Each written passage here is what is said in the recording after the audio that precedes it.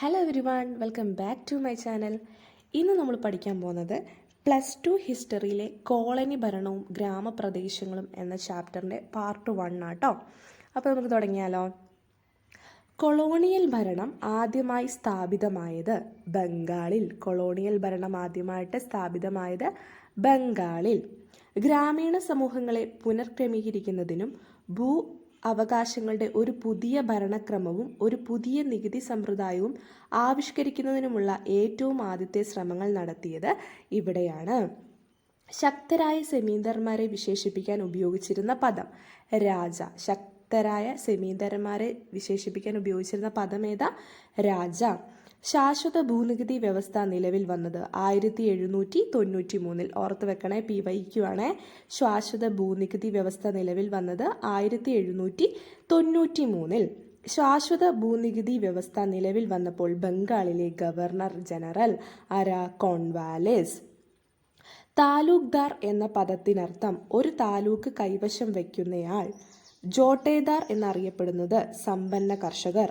1770കളോടെ ബംഗാളിലെ ഗ്രാമീണ സമ്പദ് വ്യവസ്ഥയെ പ്രതിസന്ധിയിലാക്കിയ ഘടകങ്ങൾ അടിക്കടിയുള്ള ക്ഷാമവും കുറഞ്ഞുവരുന്ന കാർഷിക ഉൽപാദനവും.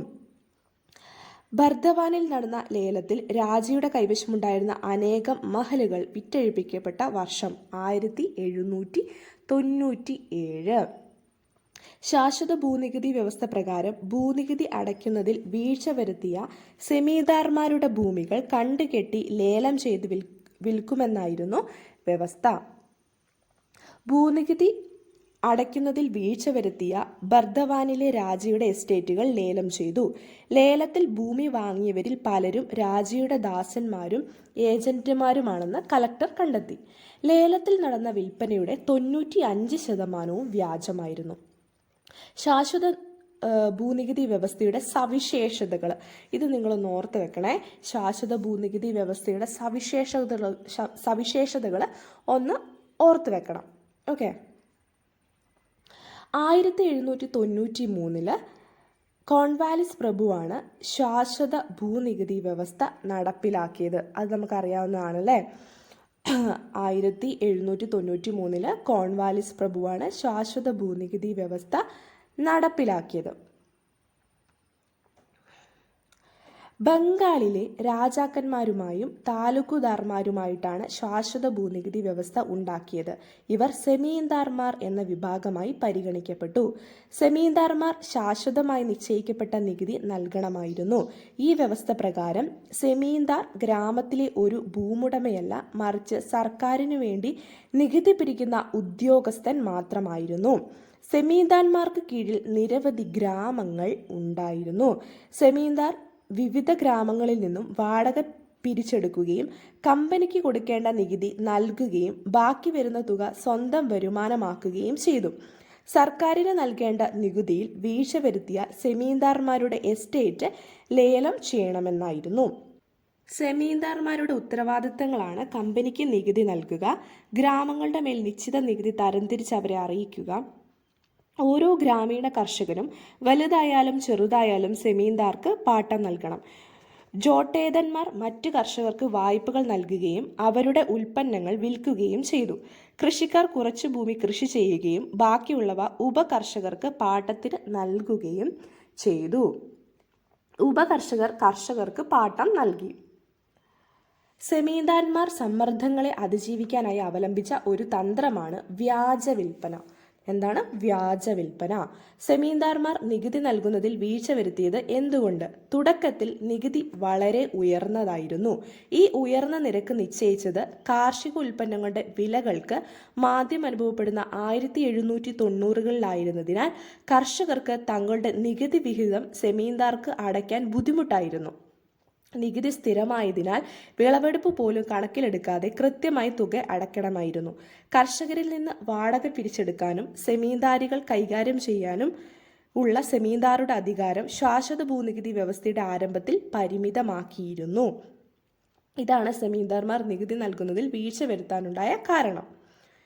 ജോട്ടേദന്മാരുടെ ഉദയത്തിലുണ്ടായ കാരണങ്ങൾ.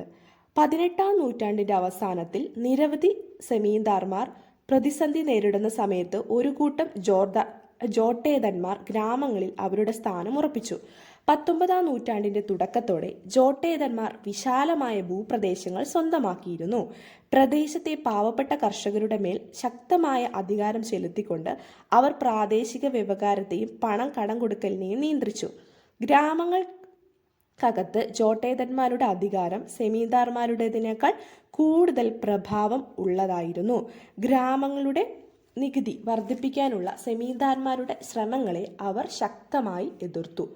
നികുതി അടയ്ക്കാത്തതിൻ്റെ പേരിൽ സെമീന്ദാർമാരുടെ എസ്റ്റേറ്റുകൾ ലേലത്തിന് വയ്ക്കുമ്പോൾ പലപ്പോഴും അത് വാങ്ങിച്ചിരുന്നത് ജോട്ടേതന്മാർ ആയിരുന്നു.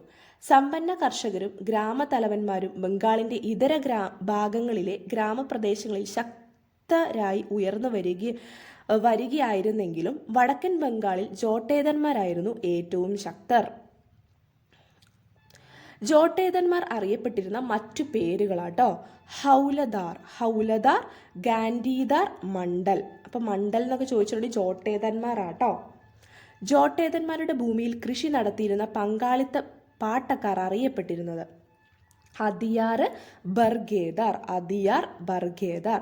ശാശ്വത ഭൂനികുതി വ്യവസ്ഥ നടപ്പിലാക്കിയപ്പോൾ ബർദവാനിലെ രാജ ആരായിരുന്നു? തേജ് ചന്ദ്. സെമീന്ദാർമാർ പൂർണ്ണമായും തകർന്നതും ജോട്ടേതന്മാർ ഗ്രാമപ്രദേശങ്ങളിൽ തങ്ങളുടെ അധികാരം ഉറപ്പിച്ചതും എപ്പോൾ? 1930-കളിലെ വലിയ മാന്ദ്യത്തിൻ്റെ കാലത്ത്. 1813 ഇന്ത്യയിലെ ഇംഗ്ലീഷ് ഈസ്റ്റ് ഇന്ത്യ കമ്പനിയുടെ ഭരണനിർവഹണത്തെയും പ്രവർത്തനത്തെയും കുറിച്ച് ബ്രിട്ടീഷ് പാർലമെന്റിന് സമർപ്പിക്കപ്പെട്ട റിപ്പോർട്ട് അറിയപ്പെടുന്നത് അഞ്ചാം റിപ്പോർട്ട്. 1813 ബ്രിട്ടീഷ് പാർലമെന്റിന് സമർപ്പിക്കപ്പെട്ട അഞ്ചാം റിപ്പോർട്ടിൽ ഉൾപ്പെട്ടിരുന്നത് ജമീന്ദാർമാരുടെയും കർഷകരുടെയും പരാതികൾ, വിവിധ ജില്ലകളിൽ നിന്നുള്ള കളക്ടർമാരുടെ റിപ്പോർട്ടുകൾ, നികുതി വരുമാനത്തെക്കുറിച്ചുള്ള സ്ഥിതിവിവര പട്ടികകൾ, ബംഗാളിലെയും മദ്രാസിലെയും റവന്യൂ നീതിന്യായ ഭരണത്തെക്കുറിച്ച് ഉദ്യോഗസ്ഥർ എഴുതിയ കുറിപ്പുകൾ. ബിനാമി എന്ന വാക്കിൻ്റെ അർത്ഥം എന്താ? അജ്ഞാതൻ എന്നാണ് ബിനാമി എന്ന വാക്കിൻ്റെ അർത്ഥം. സെമീന്ദാറിന്റെ കരുത്തനായ സഹായിയായി പ്രവർത്തിക്കുന്ന ലാത്തിയോ വടിയോ പ്രയോഗിക്കുന്നവൻ അറിയപ്പെടുന്നത് ലാത്യാൽ. ആഭിജാത്യ സെമീന്ദാരി ജീവിത രീതിയുടെ തകർച്ചയെക്കുറിച്ച് കുറിക്കുന്ന സത്യജിത് റായിയുടെ വിഖ്യാത ചലച്ചിത്രം ജൽശഘർ ചിത്രീകരിച്ചത് ആന്തൂൾ രാജകൊട്ടാരത്തിലാട്ടോ. ഇന്ത്യയിൽ എത്തിച്ചേർന്ന് ബംഗാൾ മെഡിക്കൽ സർവീസിൽ സേവനമനുഷ്ഠിച്ച വെല്ലസ്ലി പ്രഭുവിൻ്റെ സർജനായി പ്രവർത്തിച്ച വിശ്വാകരൻ ഫ്രാൻസിസ് ബുക്കാനൻ ആസിഡ് ഉപയോഗിച്ച് ഒരു ചെമ്പുപാളി മുറിക്കുകയും അതിൽ ചിത്രങ്ങൾ ആലേഖനം നടത്തുകയും ചെയ്യുന്ന ചിത്രനിർമ്മാണ രീതിയാണ് അക്വാറ്റിൻറ്റ്. 18-ാം നൂറ്റാണ്ടിൽ രാജ്മഹൽ കുന്നുകൾക്ക് ചുറ്റും വസിക്കുകയും ഉപജീവനത്തിനായിട്ട് വനോൽപ്പന്നങ്ങളെ ആശ്രയിക്കുകയും മാറ്റകൃഷിയിൽ ഏർപ്പെടുകയും ചെയ്തിരുന്ന ഗിരിവർഗ്ഗക്കാർ അറിയപ്പെട്ടിരുന്നത് പഹാരിയകൾ.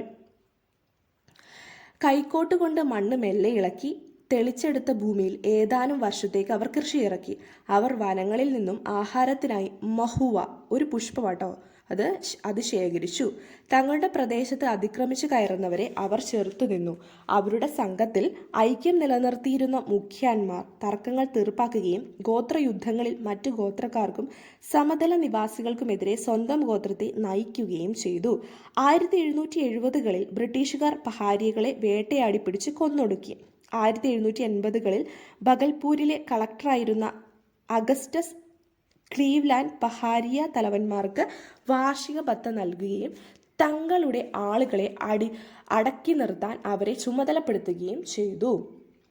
ഫ്രാൻസിസ് ബുക്കാനൻ രാജ്മഹൽ കുന്നുകളിലൂടെ സഞ്ചരിക്കുകയും പഹാരികളെ കണ്ടുമുട്ടുകയും ചെയ്ത വർഷം 1810-11. രാജ്മഹൽ കുന്നുകളുടെ താഴ്ന്ന പ്രദേശങ്ങൾ ആര് കൈയടക്കിയപ്പോഴാണ് പഹാരികൾ രാജ്മഹൽ കുന്നുകളുടെ കൂടുതൽ ഉൾഭാഗങ്ങളിലേക്ക് പിൻവാങ്ങിയത്? സന്താളുകളാട്ടോ. വില്യം ഹോഡ്ജസ് ആരായിരുന്നു? ബ്രിട്ടീഷ് ചരിത്രകാരൻ. പഹാരികളുടെ ജീവിതത്തിന്റെ പ്രതീകമായി കണക്കാക്കിയിരുന്നത് മാറ്റകൃഷിക്ക് ഉപയോഗിച്ചിരുന്ന കൈക്കോട്ട്. സന്താളുകളെ പ്രതിനിധീകരിച്ചത് കലപ്പയാണ്. ഇവർ കാടുകൾ വെട്ടിത്തെളിക്കുകയും കലപ്പ ഉപയോഗിച്ച് ഊർജ്ജസ്വലതയോടെ ഭൂമി ഉഴുതുമറിക്കുകയും ചെയ്തുകൊണ്ട് മികച്ച കുടിയേറ്റക്കാരായി കാണപ്പെട്ടു. സന്താളുകൾ ബംഗാളിൽ എത്തിച്ചേരാൻ തുടങ്ങിയത് 1780-കളിൽ. പഹാരികളെ മെരുക്കി സ്ഥിര കൃഷിക്കാരാക്കുന്നതിൽ പരാജയപ്പെട്ടതിനെ തുടർന്ന് ബ്രിട്ടീഷുകാർ സന്താളുകളിലേക്ക് തിരിഞ്ഞു. പഹാരികൾ വനങ്ങൾ വെട്ടിത്തെളിക്കാൻ വിസമ്മതിക്കുകയും കലപ്പ ഉപയോഗിക്കുന്നതിനെ ചെറുക്കുകയും കുഴപ്പങ്ങൾ സൃഷ്ടിക്കുന്നവരായും തുടരുകയും ചെയ്തു. ഇതിൽ നിന്ന് വ്യത്യസ്തരായി സന്താളുകൾ കാടുകൾ വെട്ടിത്തെളിക്കുകയും കലപ്പ ഉപയോഗിച്ച് ഊർജ്ജസ്വലതയോടെ ഭൂമി ഉഴുതുമറിക്കുകയും ചെയ്തതുകൊണ്ട് മികച്ച കുടിയേറ്റക്കാരായി. 1832 സന്താളുകളുടെ ഭൂമിയായി പ്രഖ്യാപിക്കപ്പെട്ട ഒരു വലിയ ഭൂപ്രദേശമാണ് ദാമിൻ ഇ ഹോവ്. ഏതാണ്? ദാമിൻ.